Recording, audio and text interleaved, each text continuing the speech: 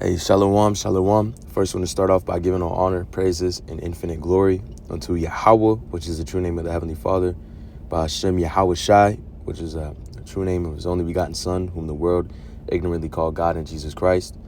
All right, by Hashem Rachak Wadash, double honors unto the elders, apostles, and bishops, the GMS Great Millstone, who rule well, teach and edify, and peace and blessings to you, sincere Akim, wa Akwat in His household of faith. My name is Yeshaya. Yahweh Ratazah, gonna make a edifying video. Yahweh Ratazah meaning Heavenly Father's will. Gonna make an edifying video going into James 4 and verse 17. All right, because we're in some evil days. All right, we're in exceedingly evil times. And it's very important that actually, hold on, is it James? Here, we're gonna go here real quick. 4 and 7. It says, this is a time to be very spiritual, man. This is no time to be, a carnal man, reaping to carnalities. The scriptures talk about in Colossians, he that soweth to the flesh reapeth corruption. Let's actually get that real quick.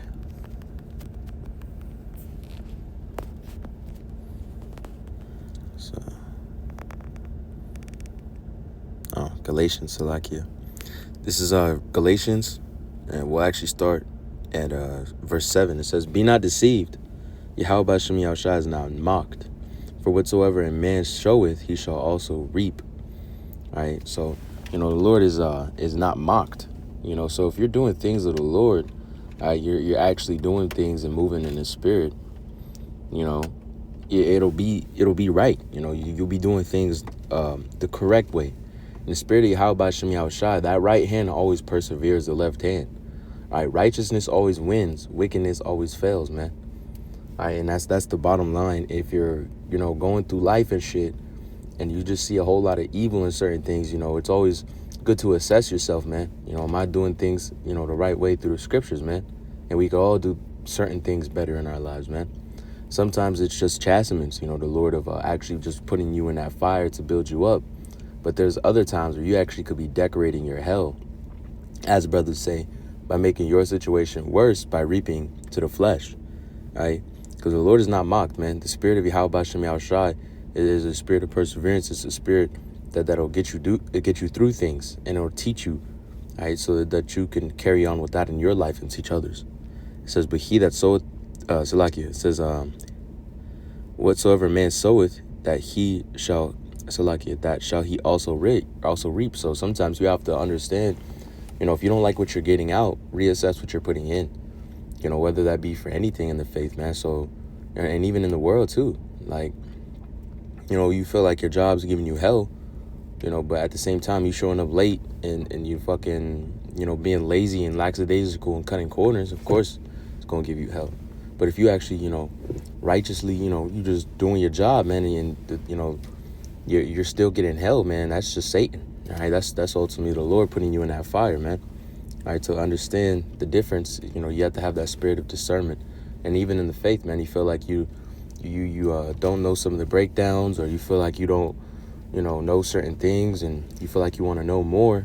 Well, you have to put in the time simply, and the Lord will give you that knowledge over time. You can go over a breakdown, 100 times, but the Lord will give you that understanding, if He sees fit.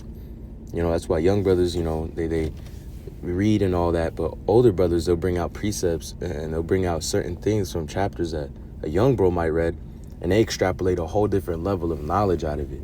That's the Lord giving them that knowledge. So, if you're unhappy with how you ultimately, the knowledge of certain things, or maybe you're unhappy with, certain things in the spirit, you have to put forth that effort, right, and actually do the job right, because some guys will just be like, man, I feel like I'm just slacking, but then not put any effort into actually, do the thing.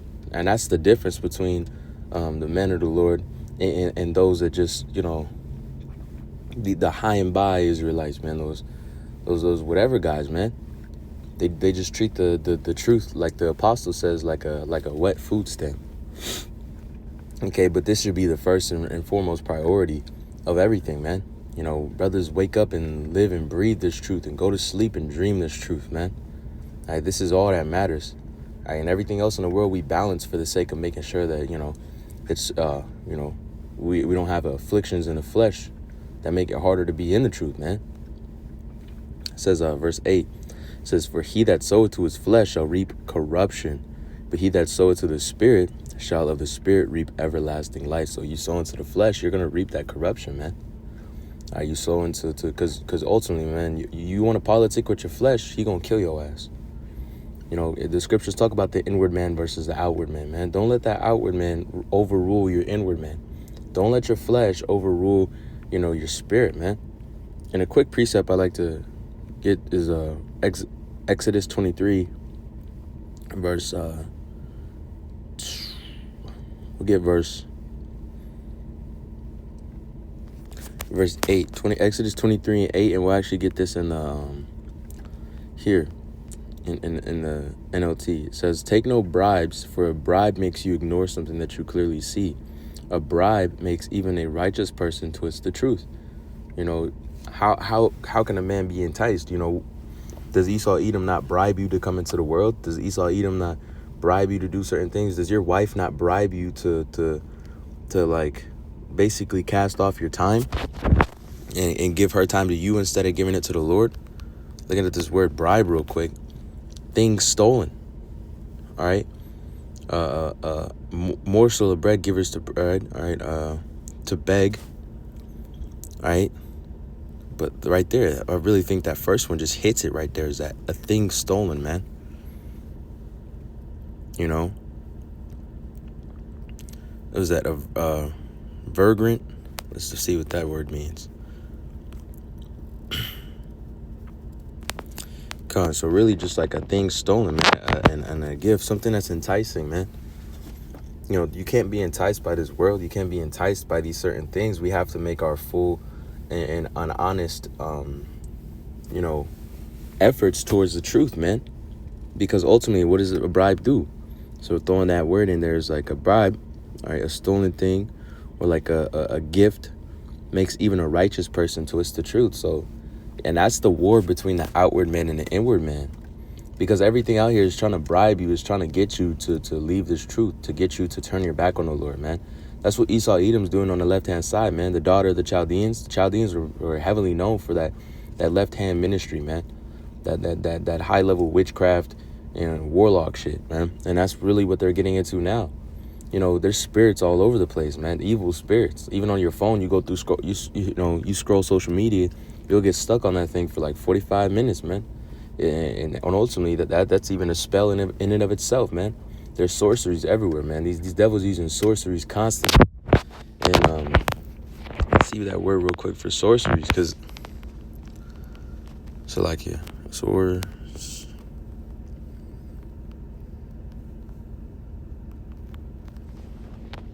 Did I spell that right? Sorcery. How do you spell that word, Salakia? Sword.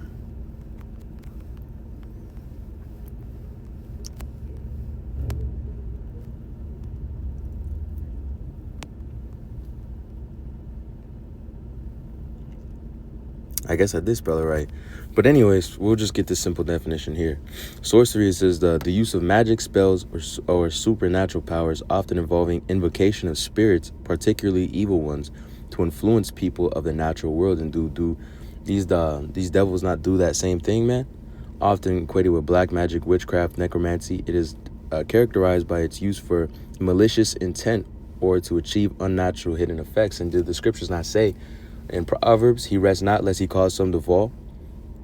This devil is running a left-hand ministry, and it's going to make it real difficult for you to deny this world unless you're grounded in the spirit, man. If you're sowing in the flesh, you're going to reap corruption. You're constantly sowing to that fucking outward man and letting that outward man make your fucking decisions, and you're going to find yourself in a very bad situation. Because bad decisions, they show on a man. That's why the scriptures say, wisdom maketh his face to shine. But also, like wickedness makes a man's face dark. And that man's energy dark, man. Like brothers even say, like they ever been around somebody that killed somebody, or somebody that just adulterous or just real wicked, real type, man. They got a dark energy on them, man. And we are the children of light, as the scriptures say. So we have to make sure we try to, keep our ways pure and fight against that flesh that's trying to get us to go away, man. Because reading that one more time, then we're going to go on. It says, take no bribes, for a bribe makes you ignore something you clearly see, man. Your inward man clearly sees what's right and what's wrong, but your outward man's, enticed by whatever it is that's trying to get you to, go off. It says a bribe makes even a righteous person twist the truth, and that's exactly why we have to stand strong on that which is right, to deny those things, man. Like that Dave Chappelle spirit, man. Fuck that 50 mil, man. Excuse my folly, but, just don't even be, politicking with the flesh, man. And each and every brother, struggles with this and tries to do better.